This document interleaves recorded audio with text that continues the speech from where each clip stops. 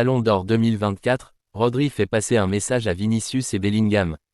Rodri avec Manchester City. Après son Ballon d'Or, Rodri, le milieu de terrain espagnol de Manchester City, a tenu à faire passer un message à Vinicius Junior et Jude Bellingham. Ballon d'Or 2024, Rodri fait passer un message à Vinicius et Bellingham. Rodri avec Manchester City. Après son Ballon d'Or, Rodri, le milieu de terrain espagnol de Manchester City, a tenu à faire passer un message à Vinicius Junior et Jude Bellingham. Face à l'armada du Real Madrid, Rodri a tenu bon. Alors que la Maison Blanche a placé 4 joueurs dans les 10 premiers, dont 3 ou 4 premières places, c'est bien Rodri, le milieu de terrain espagnol de Manchester City, qui a été élu sacré Ballon d'Or 2024. Après cette récompense XXL, il n'a cependant pas oublié de faire passer un message à Vinicius, 2e, et Jude Bellingham, 3e. Le message de Rodri: ce sont tous, Bellingham et Vinicius, de grands joueurs. Ils ont l'avenir entre leurs mains. Je suis fier d'avoir été choisi parmi tous ces joueurs fantastiques. Je suis heureux pour moi et aussi pour mon pays. J'essaie toujours de m'améliorer et de me développer jour après jour.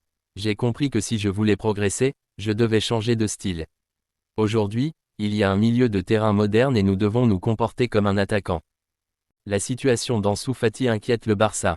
Le club catalan, le FC Barcelone, manifeste des préoccupations par rapport à la baisse de la valeur sur le marché de son joueur Ansu Fati.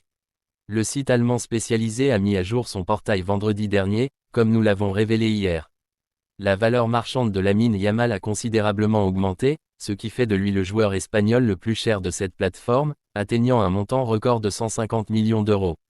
Malheureusement, ce n'est pas la même situation pour son coéquipier Ansu Fati.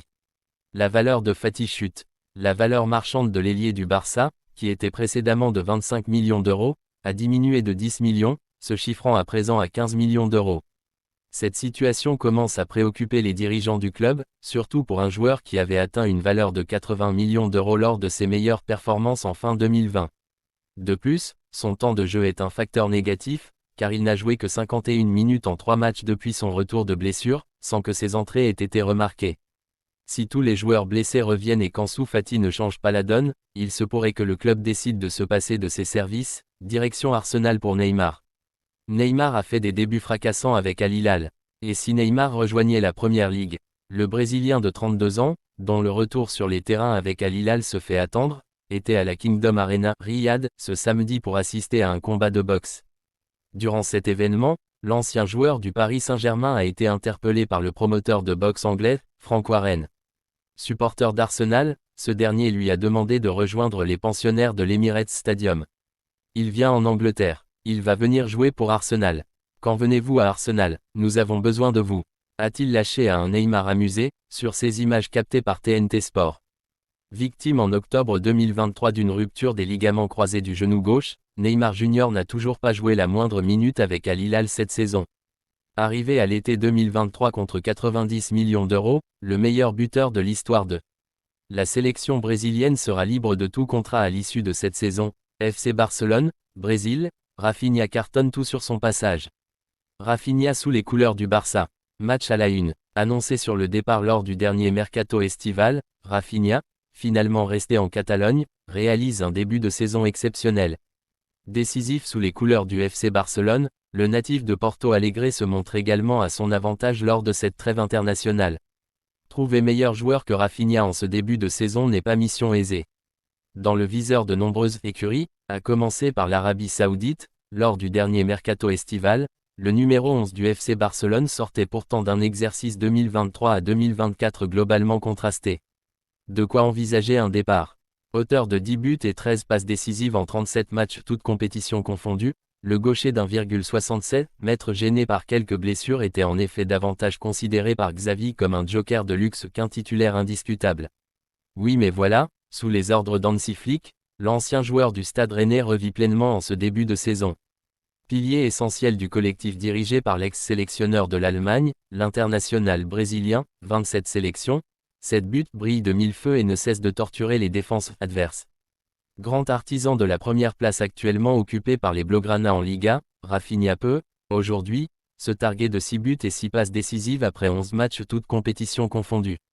Des performances remarquables à l'image de son nouveau récital contre Alaves juste avant la trêve, qui lui ont finalement logiquement assuré une place au sein du groupe convoqué par Dorival Junior.